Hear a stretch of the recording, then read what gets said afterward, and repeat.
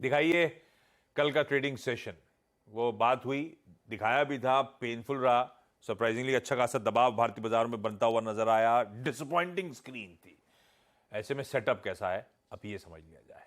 कल हुआ क्या, किस तरह के समीकरण बदले, और हमारे लिए आज फ्राइडे का सेटअप कैसा है। सेटअप न्यूट्रल है एक्चुअली। कल का देखिए एफआई और डीआई का नंबर आपको पिंच ऑफ सॉल्ट के साथ लेना पड़ेगा। डीआईएस का जो बाय नंबर है पूरा कोफोज की ब्लॉक डील का इम्पैक्ट है, 5,800 करोड़ का बाय है। और इवन जो एफआई का नंबर है उसमें भी कोफोज का ब्लॉक और बाकी सारे ब्लॉक्स हैं।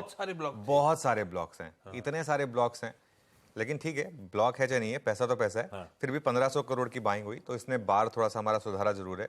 कल किसी ने लिखा था करण अर्जुन दोनों वापस आ गए, एफआई और डीआई।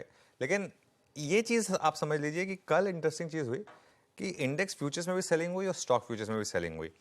439 करोड़ के इंडेक्स फ्यूचर्स में सेलिंग हुई और 847 करोड़ की स्टॉक फ्यूचर्स में सेलिंग हुई।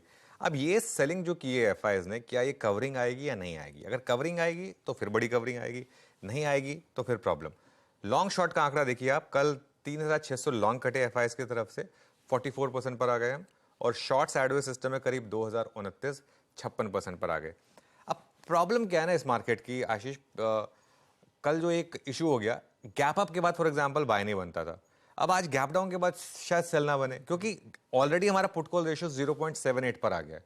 और गैप डाउन के बाद तो हो सकता है ये 0.7 तक आ जाए पुट कॉल रेशियो। तो गैप डाउन के बाद तो सेल नहीं बनता आपका, ठीक है।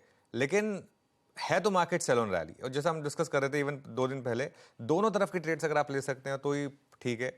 अब मार्केट ने बीच में एक फेल्ड ब्रेकआउट दिखा दिया। क्या आज फेल्ड ब्रेकडाउन दिखा दे मार्केट? नेट नेट ये है मामला कि इंडेक्स पे कुछ बन नहीं रहा है।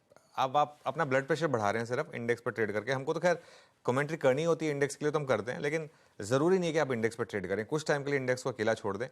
बैन की जहां तक बात है, बैन में 2 स्टॉक्स ऐड हुए हैं, जीएमआर इंफ्रा और आरबीएल बैंक। कल हम डिस्कस कर रहे थे कि GMR infra ban, GMR airport की जीएमआर बैन में ऐड होगा और आरबीएल बैंक भी ऐड हो गया। और बैन से बाहर आ गए सन टीवी और एस्कॉर्ट्स। तो सन टीवी और एस्कॉर्ट्स दोनों स्ट्रॉन्ग स्टॉक्स हैं, इन पे फोकस कर लें। और ऑलरेडी बैन में 9 स्टॉक्स पहले से हैं, तो वो आईपीएल 11 हमारी अभी भी चल रही है, बैन में 11 खिलाड़ी। नेट नेट मामला यही है कि मार्केट में नर्वसनेस है। और कल की जो फेल्ड ब्रेकआउट है, मेरे लिए ट्रेड सेटअप का सबसे बड़ा क्यों यही है, कल का फेल्ड ब्रेकआउट। कल का फेल्ड ब्रेकआउट मतलब बहुत बड़ा नेगेटिव मार्केट के लिए।